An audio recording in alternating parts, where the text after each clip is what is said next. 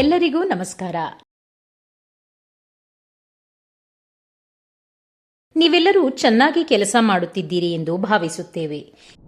ಇಂದಿನ ವಿಷಯವು ಸರ್ಕಾರದ ಬಜೆಟ್ ಮತ್ತು ತೆರಿಗೆ.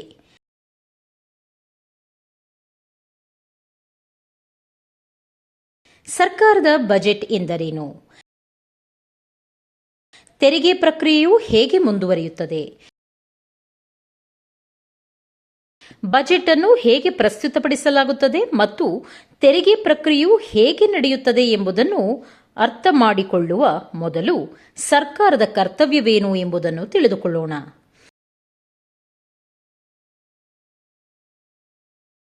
ನಿರ್ವಹಣೆಯ ಜವಾಬ್ದಾರಿಯನ್ನು ಸರ್ಕಾರವು ಸಂಪೂರ್ಣವಾಗಿ ಹೊಂದಿದೆ. ಶಿಕ್ಷಣ, ವೈದ್ಯಕೀಯ ಸೌಲಭ್ಯಗಳು, ಸಾರ್ವಜನಿಕ ಸೌಲಭ್ಯಗಳಾದ ವಿದ್ಯುತ್, ನೀರು, ಸಾರಿಗೆ ಇತ್ಯಾದಿ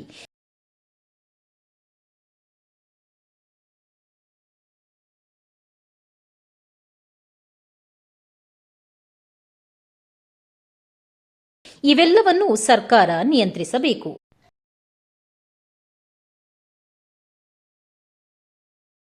ಆದ್ದರಿಂದ ಈ ವಿಷಯದಲ್ಲಿ ನಾವು ಸರ್ಕಾರ ಮತ್ತು ತೆರಿಗೆಯ ಕಾರ್ಯಪ್ರಕ್ರಿಯೆಯ ಬಗ್ಗೆ ಕಲಿಯಲಿದ್ದೇವೆ.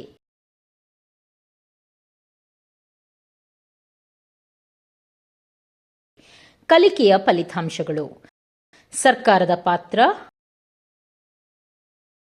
ಆದಾಯ ತೆರಿಗೆ, ನೇರ ತೆರಿಗೆ, ಪರೋಕ್ಷ ತೆರಿಗೆ,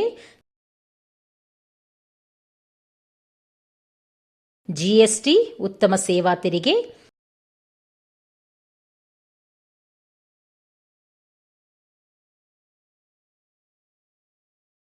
ತೆರಿಗೆಯಲ್ಲಿ ನ್ಯಾಯಸಮ್ಮತತೆ. ಕೀವರ್ಡ್ಗಳು: ಸರ್ಕಾರ, ದೇಶವನ್ನು ಅಧಿಕೃತವಾಗಿ ನಿಯಂತ್ರಿಸುವ ಜನರ ಗುಂಪು. ಆದಾಯ ತೆರಿಗೆ: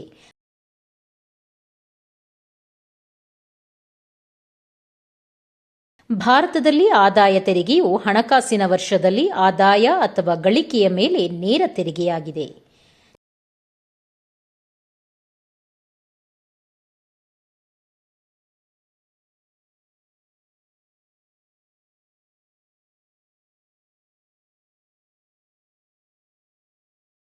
ನೇರ ತೆರಿಗೆ: ಒಬ್ಬ ವ್ಯಕ್ತಿ ಅಥವಾ ಸಂಸ್ಥೆಯು ನೇರವಾಗಿ ಸರ್ಕಾರಕ್ಕೆ ಪಾವತಿಸುವ ತೆರಿಗೆ ಎಂದು ನೇರ ತೆರಿಗೆಯನ್ನು ವ್ಯಾಖ್ಯಾನಿಸಬಹುದು.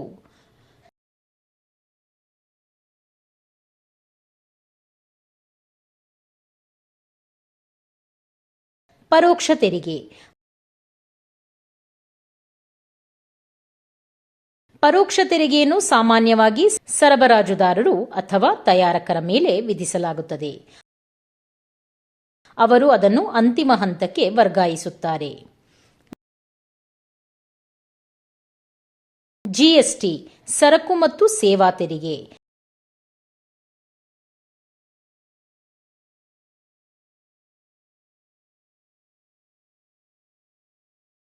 ಸರಕುಗಳ ಮಾರಾಟದ ಮೇಲೆ ಮಾರಾಟ ತೆರಿಗೆಯನ್ನು ವಿಧಿಸಲಾಗುತ್ತದೆ.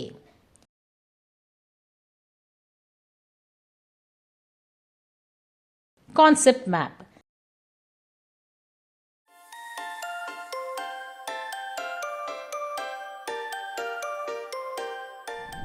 ಸರ್ಕಾರದ ಬಗ್ಗೆ. ಸರ್ಕಾರವು ಒಂದು ದೇಶ ಅಥವಾ ರಾಜ್ಯವನ್ನು ನಿರ್ವಹಿಸುವ ಜನರ ಗುಂಪಿನಿಂದ ಮಾಡಲ್ಪಟ್ಟ ಒಂದು ಸಂಸ್ಥೆ ಅಥವಾ ವ್ಯವಸ್ಥೆಯಾಗಿದೆ.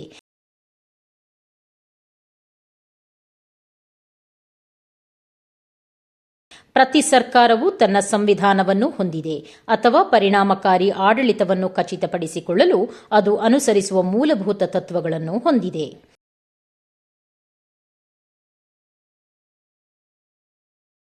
ಸರ್ಕಾರದ ಪಾತ್ರ. ಸರ್ಕಾರವು ಸಮಾಜ ಕಲ್ಯಾಣ ಸಂಸ್ಥೆಯಾಗಿದೆ. ಇದು ಲಾಭವನ್ನು ಹೆಚ್ಚಿಸುವ ಯಾವುದೇ ಉದ್ದೇಶವಿಲ್ಲದೆ ಸಾಮಾನ್ಯ ಜನರ ಅನುಕೂಲಕ್ಕಾಗಿ ಕೆಲಸ ಮಾಡುತ್ತದೆ.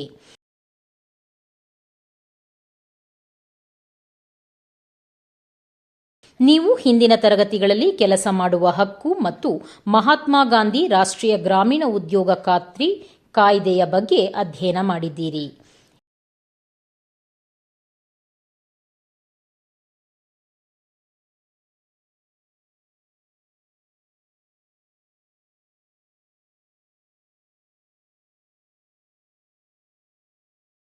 MGN REGA. ಕಾಯಿದೆಯು ಕಾರ್ಮಿಕರಿಗೆ ಬೇಡಿಕೆ ಮತ್ತು ಕೂಲಿ ಮತ್ತು ಸರ್ಕಾರದಿಂದ ಪಾವತಿಸಬೇಕಾದ ಬಂಡವಾಳದ ಮೇಲೆ ಕೈಯಿಂದ ಮಾಡಿದ ಕೆಲಸವನ್ನು ಒದಗಿಸುವುದು ಸರ್ಕಾರದ ಜವಾಬ್ದಾರಿಯಾಗಿದೆ ಎಂದು ಆದೇಶಿಸುತ್ತದೆ.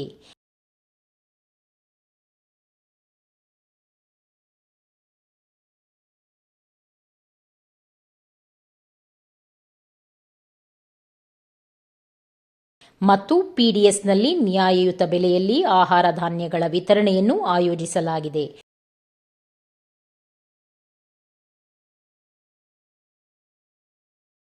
ಮತ್ತು ಸರ್ಕಾರವು ಸಹಾಯಧನವನ್ನು ಭರಿಸುತ್ತದೆ. ಹಿಂದೆ ಭಾರೀ ಎಂಜಿನಿಯರಿಂಗ್, ವಿದ್ಯುತ್ ಉತ್ಪಾದನೆ, ಉಕ್ಕಿನ ಉತ್ಪಾದನೆ, ಪೆಟ್ರೋಲಿಯಂನ ಹೊರತೆಗೆಯುವಿಕೆ ಮತ್ತು ಸಂಸ್ಕರಣೆ ಮುಂತಾದ ಭಾರೀ ಕೈಗಾರಿಕೆಗಳನ್ನು ಸ್ಥಾಪಿಸುವಲ್ಲಿ ಭಾರತ ಸರ್ಕಾರವು ಪ್ರಮುಖ ಪಾತ್ರವನ್ನು ವಹಿಸಿದೆ.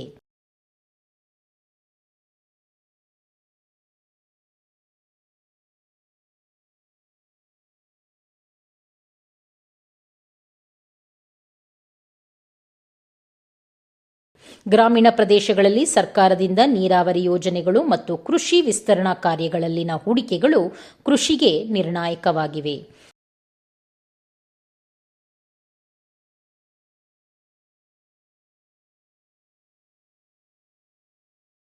ಕಾರ್ಖಾನೆಗಳು ನಿಗದಿಪಡಿಸಿದ್ದಕ್ಕಿಂತ ಕಡಿಮೆ ಬೆಲೆಗೆ ರಸಗೊಬ್ಬರಗಳನ್ನು ಮಾರಾಟ ಮಾಡುವ ಮೂಲಕ ಸರ್ಕಾರವು ರೈತರಿಗೆ ಸಹಾಯ ಮಾಡುತ್ತದೆ.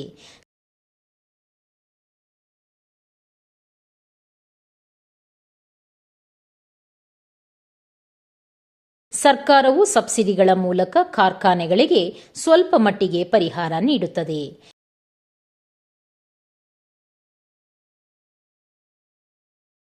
ಇದು ಇಲ್ಲದಿದ್ದರೆ ಕಾರ್ಖಾನೆಗಳು ವಿಧಿಸುವ ಬೆಲೆ ತುಂಬಾ ಹೆಚ್ಚಿರುತ್ತಿತ್ತು.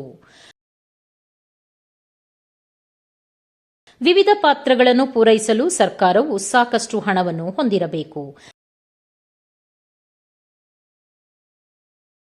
ಸರ್ಕಾರದ ವಿವಿಧ ಕಾರ್ಯಗಳಿಗೆ ಅಗತ್ಯವಿರುವ ಹಣವನ್ನು ತೆರಿಗೆಯ ರೂಪದಲ್ಲಿ ಜನರಿಂದ ಸಂಗ್ರಹಿಸಲಾಗುತ್ತದೆ.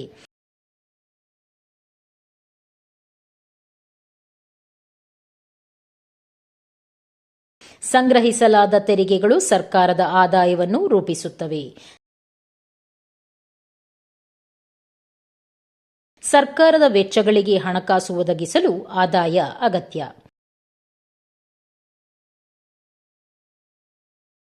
ಸರ್ಕಾರವು ಸಂಗ್ರಹಿಸುವ ವಿವಿಧ ತೆರಿಗೆಗಳಿವೆ.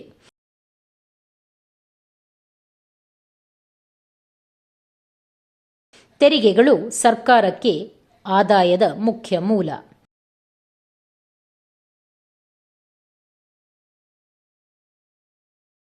ಸರ್ಕಾರವು ಸಂಗ್ರಹಿಸುವ ವಿವಿಧ ತೆರಿಗೆಗಳಿವೆ.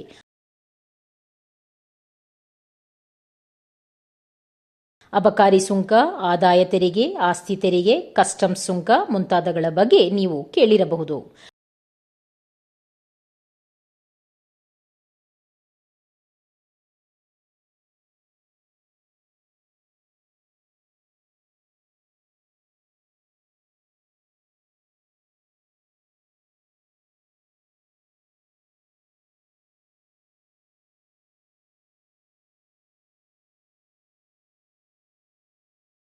ತೆರಿಗೆಗಳನ್ನು ಸ್ಥೂಲವಾಗಿ 2 ವರ್ಗಗಳಾಗಿ ವಿಂಗಡಿಸಬಹುದು. ಪರೋಕ್ಷ ತೆರಿಗೆಗಳು ಮತ್ತು ನೇರ ತೆರಿಗೆಗಳು.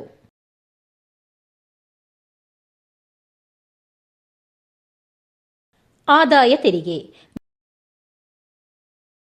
ವ್ಯಕ್ತಿಗಳ ವೈಯಕ್ತಿಕ ಆದಾಯದ ಮೇಲೆ ಆದಾಯ ತೆರಿಗೆಯನ್ನು ವಿಧಿಸಲಾಗುತ್ತದೆ.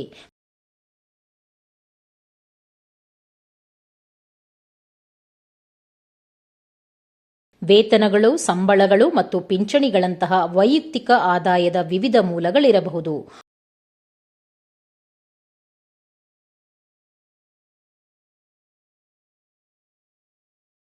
ಒಬ್ಬ ವ್ಯಕ್ತಿಯು ಬ್ಯಾಂಕ್ಗಳಲ್ಲಿರುವ ಹಣದ ಮೇಲೆ ಬಡ್ಡಿ ಆದಾಯವನ್ನು ಗಳಿಸಬಹುದು.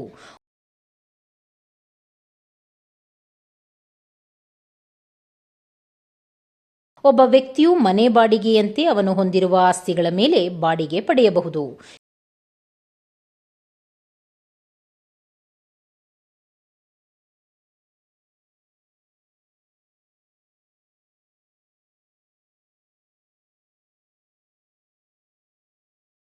ಇವುಗಳನ್ನು ತೆರಿಗೆಗಳನ್ನು ಪಾವತಿಸಬೇಕಾದ ಆದಾಯ ಎಂದು ಪರಿಗಣಿಸಲಾಗುತ್ತದೆ. ನಿರ್ದಿಷ್ಟ ಮೊತ್ತಕ್ಕಿಂತ ಹೆಚ್ಚು ಗಳಿಸುವವರಿಗೆ ಮಾತ್ರ ಆದಾಯ ತೆರಿಗೆ ವಿಧಿಸಲಾಗುತ್ತದೆ.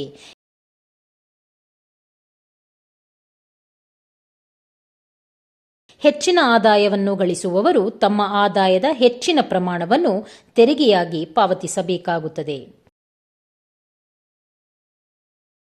Excise duty. ಅಬಕಾರಿ ಸುಂಕವನ್ನು ಕಾರ್ಖಾನೆಯಿಂದಲೇ ವಿಧಿಸಲಾಗುತ್ತದೆ. ಆದರೆ ವಾಸ್ತವದಲ್ಲಿ ಸರಕುಗಳನ್ನು ಖರೀದಿಸುವವರಿಗೆ ತೆರಿಗೆಯನ್ನು ರವಾನಿಸಲಾಗುತ್ತದೆ. ಕಾರ್ಖಾನೆ ಮಾಲೀಕರು ತಮ್ಮ ಸರಕುಗಳನ್ನು ಬೆಲೆಗೆ ತೆರಿಗೆ ಸೇರಿಸಿದ ನಂತರ ಮಾರಾಟ ಮಾಡುತ್ತಾರೆ.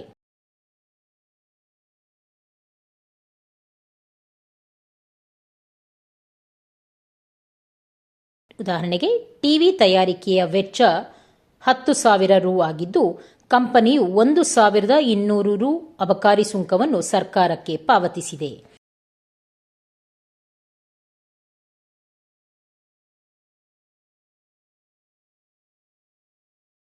ಆದರೆ ಗ್ರಾಹಕರು ತೆರಿಗೆಯನ್ನು ಭರಿಸಬೇಕು. ನೇರ ತೆರಿಗೆ. ವ್ಯಕ್ತಿಗಳಿಗೆ ನೇರವಾಗಿ ಅವರ ಆದಾಯದ ಮೇಲೆ ಅಥವಾ ನೇರವಾಗಿ ಕಂಪನಿಗಳು ಮತ್ತು ವ್ಯವಹಾರಗಳು ಗಳಿಸಿದ ಲಾಭದ ಮೇಲೆ ವಿಧಿಸಲಾಗುವ ತೆರಿಗೆ.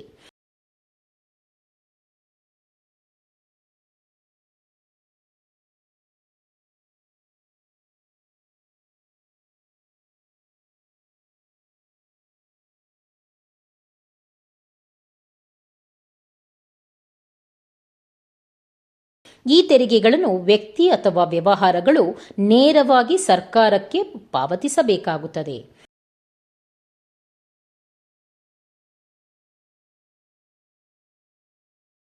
ಎರಡು ಪ್ರಮುಖ ನೇರ ತೆರಿಗೆಗಳಿವೆ: ಆದಾಯ ತೆರಿಗೆ,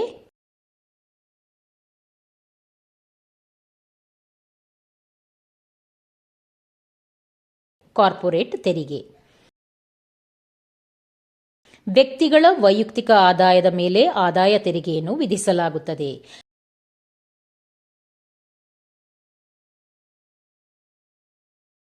ಕಂಪನಿ ಅಥವಾ ಕಾರ್ಖಾನೆಯ ಮೇಲೆ ಕಾರ್ಪೊರೇಟ್ ತೆರಿಗೆಯನ್ನು ವಿಧಿಸಲಾಗುತ್ತದೆ. ಪರೋಕ್ಷ ತೆರಿಗೆ. ಸರಕು ಮತ್ತು ಸೇವೆಗಳ ಮೇಲೆ ಪರೋಕ್ಷ ತೆರಿಗೆಗಳನ್ನು ವಿಧಿಸಲಾಗುತ್ತದೆ.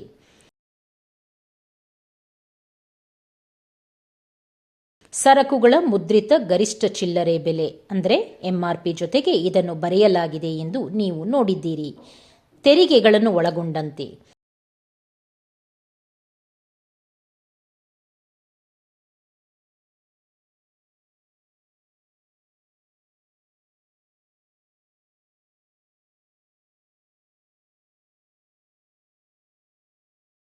ಇದರರ್ಥ ಬೆಲೆಯು ತೆರಿಗೆಗಳನ್ನು ಒಳಗೊಂಡಿರುತ್ತದೆ.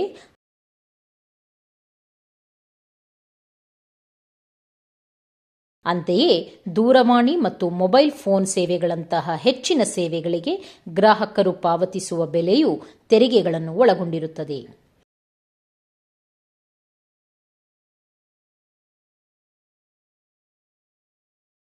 GST ಸರಕು ಸೇವಾ ತೆರಿಗೆ. ಈ ವೇ ಬಿಲ್ಗಳ ಪರಿಚಯದ ಮೂಲಕ GST ವೇ ಬಿಲ್ಗಳ ಕೇಂದ್ರೀಕೃತ ವ್ಯವಸ್ಥೆಯನ್ನು ಪರಿಚಯಿಸಿತು.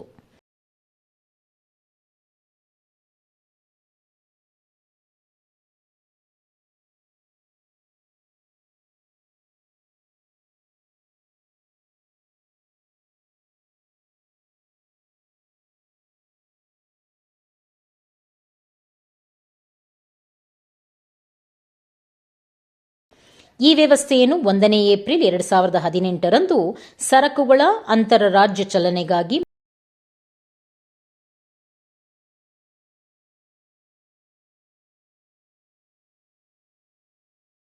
ಮತ್ತು 15ನೇ ಏಪ್ರಿಲ್ 2018ರಂದು ಸರಕುಗಳ ಅಂತರರಾಜ್ಯ ಚಲನೆಗೆ ಅಸ್ಥಿರ ರೀತಿಯಲ್ಲಿ ಪ್ರಾರಂಭಿಸಲಾಯಿತು.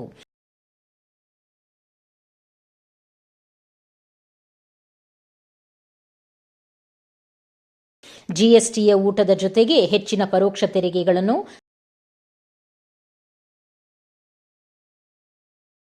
ಸರಕು ಮತ್ತು ಸೇವಾ ತೆರಿಗೆಯ ಒಂದು ವ್ಯವಸ್ಥೆಯಿಂದ ಬದಲಾಯಿಸಲಾಗಿದೆ.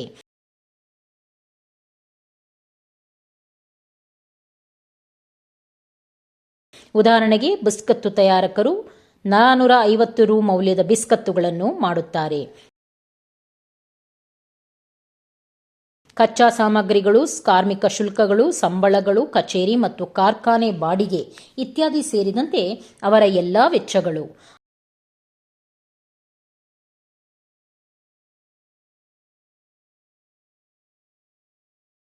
ಅವನು ತನ್ನ ಲಾಭಾಂಶದ 50 ರು ಅನ್ನು ಸೇರಿಸಿದರೆ ಉತ್ಪನ್ನದ ಒಟ್ಟು ಮೌಲ್ಯವು 500 ರು.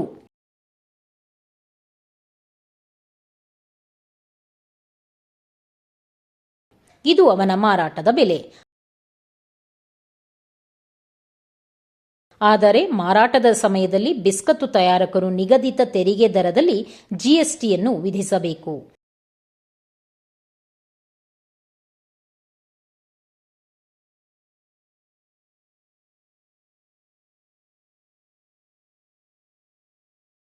ಜಿಎಸ್ಟಿ ದರವು 5% ಆಗಿದ್ದರೆ ತಯಾರಕರು 500 ರುಗೆ ತೆರಿಗೆಯಾಗಿ 25 ರು ಪಾವತಿಸಬೇಕಾಗುತ್ತದೆ.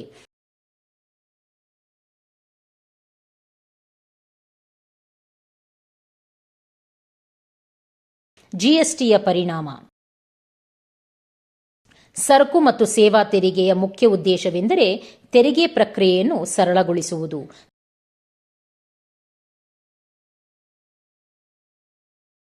ತೆರಿಗೆ ಹೊರೆಯನ್ನು ಕಡಿಮೆ ಮಾಡುವುದು ಮತ್ತು ತೆರಿಗೆಗಳನ್ನು ಪಾವತಿಸುವ ಅವಕಾಶವನ್ನು ಸ್ಪಷ್ಟಪಡಿಸುವುದು.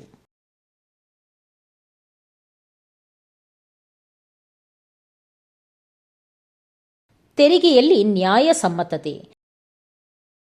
ನಾವು ಅನುಸರಿಸುವ ರೀತಿಯ ತೆರಿಗೆಯು ಸಮಾಜವು ಹೊಂದಿರುವ ಮೌಲ್ಯಗಳನ್ನು ಅವಲಂಬಿಸಿರುತ್ತದೆ.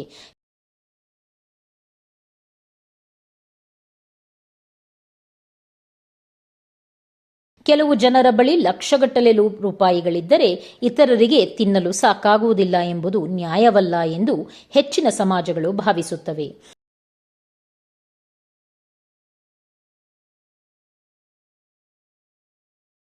ಸರ್ಕಾರವು ಶ್ರೀಮಂತರಿಂದ ಹೆಚ್ಚಿನ ತೆರಿಗೆಗಳನ್ನು ಸಂಗ್ರಹಿಸಬೇಕು ಮತ್ತು ಬಡವರಿಗೆ ತೆರಿಗೆ ಅಥವಾ ಕನಿಷ್ಠ ತೆರಿಗೆ ವಿಧಿಸಬಾರದು. ಒದಗಿಸುವ ಮೂಲಕ ಬಡವರ ಆದಾಯವನ್ನು ಹೆಚ್ಚಿಸಲು ಖರ್ಚು ಮಾಡಬಹುದಾದ ತೆರಿಗೆಗಳನ್ನು ಒಟ್ಟಾರೆಯಾಗಿ ಸಮಾಜವು ಅಪೇಕ್ಷಿಸುತ್ತದೆ. ಉತ್ತಮ ಅವಕಾಶಗಳು ಮತ್ತು ಜೀವನ ಪರಿಸ್ಥಿತಿಗಳು.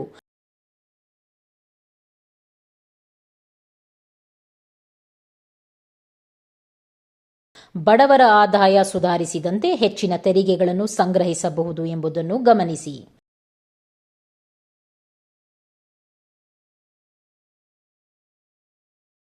ತೀರ್ಮಾನ. ಸರ್ಕಾರದ ಬಜೆಟ್ ಒಂದು ಹಣಕಾಸಿನ ವರ್ಷಕ್ಕೆ ಸರ್ಕಾರದ ಯೋಜಿತ ವೆಚ್ಚ ಮತ್ತು ಆದಾಯವನ್ನು ತೋರಿಸುವ ದಾಖಲೆಯಾಗಿದೆ. ಒಂದು ವರ್ಷ ಪೂರ್ಣಗೊಂಡಿದೆ. ಇದು ತೆರಿಗೆ, ಸಬ್ಸಿಡಿಗಳು, ಸಂಪನ್ಮೂಲಗಳ ಹಂಚಿಕೆ, ಆದಾಯ ಮತ್ತು ಸಂಪತ್ತಿನ ವಿತರಣೆ ಮುಂತಾದ ವಿವಿಧ ಘಟಕಗಳನ್ನು ಹೊಂದಿದೆ.